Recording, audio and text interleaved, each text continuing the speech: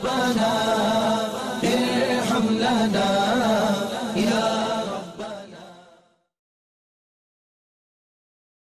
मैंने पहले अर्ज किया कि तंग लिबास पहनना जो है वो खातून के लिए मना है इस सूरत में कि गैर मुहर्रिम उसे देख ले। लेकिन अगर उनका अपना शौहर हो तो शौहर के लिए जायज़ है कि उनके लिए आप ऐसे लिबास पहन लें, क्योंकि बहरहाल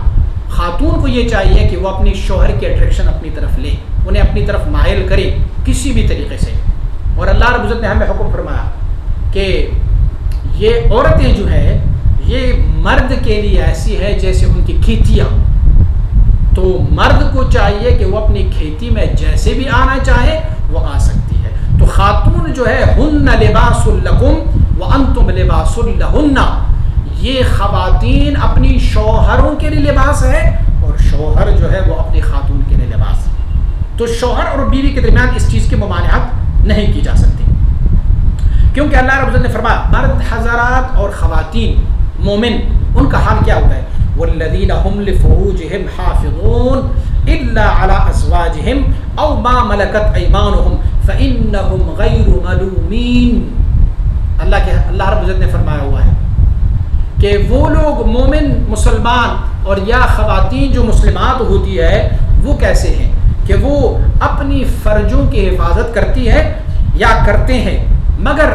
अपनी बीवियों के सामने या अपने शौहरों के सामने नहीं करती, और या उनकी जो बांदियाँ होती है उनके सामने नहीं करती। फ़इन्नहुम गैरु मलूमीन, उन पर कोई मलामत नहीं, क्योंकि उनकी बीवी है और अपनी बीवी के साथ, और वो उनका शौहर है तो अपनी शौहर के सामने वो किसी भी सूरत हाल में जा सकती है। हाँ, हया का तकाजा ये है कि वो बिल्कुल नंग दड़ंग ना जाए। लेकिन अगर तंग लिबास, चुस्त लिबास, या जिसको हम और आप नाइटी कहते हैं, तो नाइटी अगर रात को वो पहन ले अपनी शौहर की अट्रैक्शन लेने के लिए, ये बिल्कुल महमूद है, अच्छा है। और सैयदना इमाम अबू हनीफा रहमतुल्लाह ताला अलैह, आप मुबारक का एक बड़ा मशहूर कौल है, आप फरमाते हैं कि मियाँ बीवी जब आपस में मजाक करते हैं और मुज़ाकिरात करते हैं, यानी आपस में वो ऐसे मुज़ाकिरात करते हैं कि जैसे अभी वो हम बिस्तरी के लिए तैयारी कर रहे होते हैं, तो फरमाते हैं कि मैं ये जानता हूँ कि अल्लाह इन बातों पर उन दोनों को सवाब और अजर देगा। इन पर भी उनके लिए सवाब और अजर है कि वो अपनी शौहरों के साथ कोई ऐसी बातें करें कि शौहर का अट्रैक्शन अपने लिए हासिल करें। लिहाजा शौहर के सामने ऐसे तंग और चुस्त लिबास या कोता और ऐसे लिबास जिसमें से जिस्म झलक रहा हो, ये बिल्कुल शौहर के सामने जायज़ है और उससे दिखाई दे रही है। दूसरा जो सवाल पूछा गया कि क्या ख़वातीन के दरमियान हम ऐसे लिबास पहन सकते हैं, तो ख़वातीन जो है वो ख़वातीन के लिए मुहर्रिम होती है,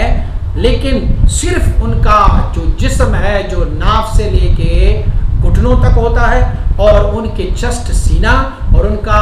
पुश्त, ये जो है वो दूसरे ख़वातीन से छुपाए रखे, उसे पर्दे में रखे। बकिया जो है वो ख़वातीन में से तंग भी लिबास पहन सकते हैं, जो खातून होती है खातून के सामने वो तंग भी पहन सकती है, और वो फिर ऐसे लिबास भी पहन सकती है कि जिसमें से उनकी आज़ा की उभार हो, क्योंकि ख़वातीन के दरमियान है, इसीलिए वहाँ पर कोई मुमानिअत नहीं है।